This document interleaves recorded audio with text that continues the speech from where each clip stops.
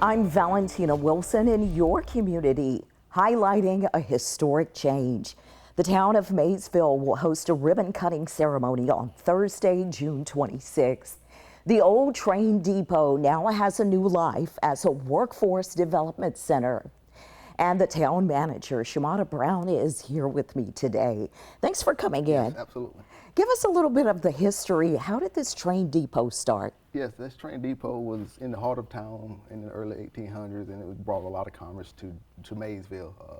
And it kind of moved out of town to an old milling station. Someone bought it, and we had some folks that wanted to see it saved, and we kind of moved it back into town. So over 100 years, this thing has been moved about 3 times, and hopefully it's in its final resting place.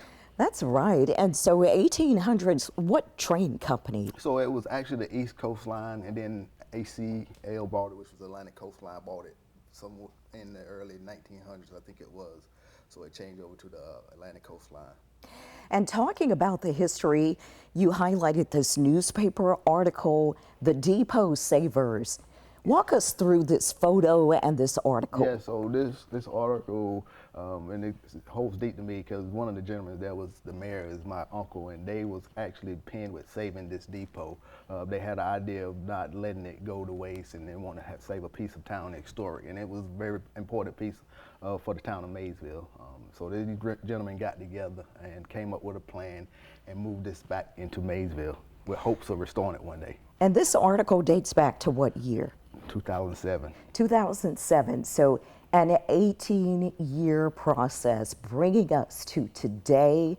And you can find the new depot in its new home at 69 Main Street in Maysville.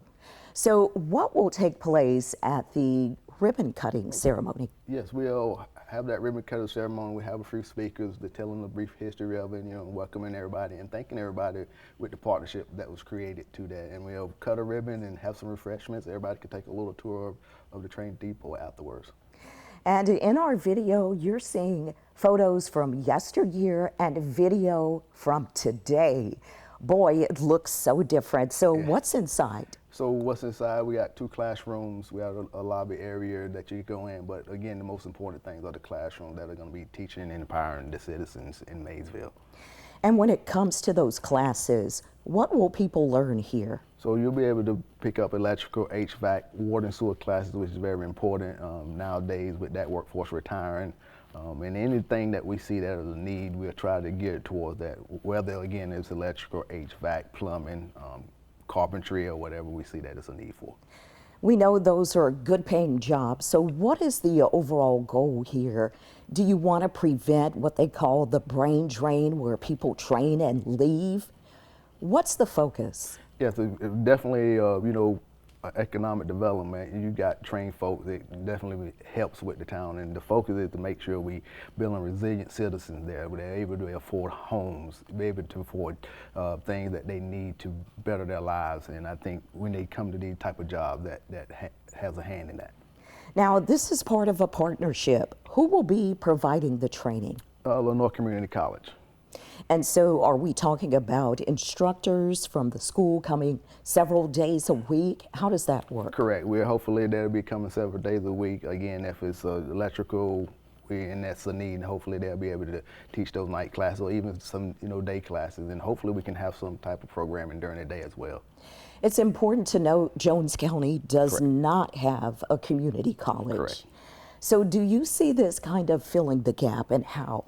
Oh, correct. I think for Jones County, we got to rely on a lot of collaboration and partnerships, right? We don't have a community college, and the LCC has been great at partnering with us because we have a center there in Trenton as well. Now we have one in Maysville, so we're trying to get it out into the community better as possible. The renovations, how much did they cost? We got about $750,000 in those renovations. And where did the money come from? Golden Leaf. There was a Golden Leaf grant that we applied for. Again, those partnerships with the funding, with the program with LCC, because again, we can't do it alone. Mm-hmm. We also know that Maysville lost some funding. Was it the COVID dollars that went away? What was that? We had lost some funding to build some affordable housing there through the North Carolina Encore, but we actually got those back. So that money came back. Correct. How much is that? $10 million. And what will you be doing with that funding? We'll be able to build 40 affordable apartments. And again, this ties into workforce, I call it housing. Yeah. We're training the workforce, and now we're going to have somewhere for them to live, and they can be able to afford it with livable wage jobs. Now, when do you see those homes actually being built? We're hoping to do some breaking ground here in the next couple of months. Hopefully by August we'll be able to do a groundbreaking ceremony for that, and hopefully we'll be able to have those built by December of next year. Awesome. Where will those homes be located? They will be south of town, which is close in the vicinity of the Dollar General, post office. We have a doctor's office there, we have a dentist's office, so those folks will be able to walk to a lot of things that they can get: grocery, health care, post office will be nearby. And we know with the highway construction that's been done now for several years, it kind of changed the pathway of people coming straight through Maysville. Correct. You get to bypass the town now. So all of these new things coming together, do you see that as a way to help? I think so. I think I did an interview with Brian North one time, and I told him a lot of folks was worried about that bypass and us dying. I told him we had one choice: either get busy living or die trying, right? Or not die trying, not trying. And we actually did some things to put in place to help with that bypass coming through, and it has helped. And we're actually growing. We're building about 12 houses as we speak. We had another developer come in and submit another 27 additional homes. So we are growing. We're revitalizing downtown. Hopefully we can get some businesses to come in. We almost got one on the hook, and we got some other exciting things coming that I hope to be able to tell you about.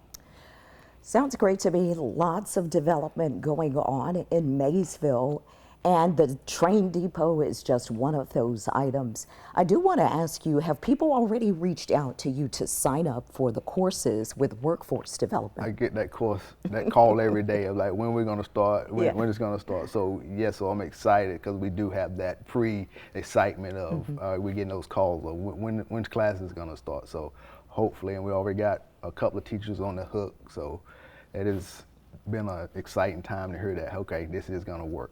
And I'm going to be the next person to ask you, when will the classes start? We're going to hopefully be able to start programming in August, and again, that'll be contingent on when the LCC see fit. Excellent. Right. All right, thank you so much, Shamana Brown, for coming in to invite everybody to the Maysville Train Depot reopening. It's a grand opening and a ribbon cutting ceremony to celebrate workforce development. You can see the inside and the outside. And it all starts at 11:30 in the morning on Thursday, June 26th. I'm Valentina Wilson in your community.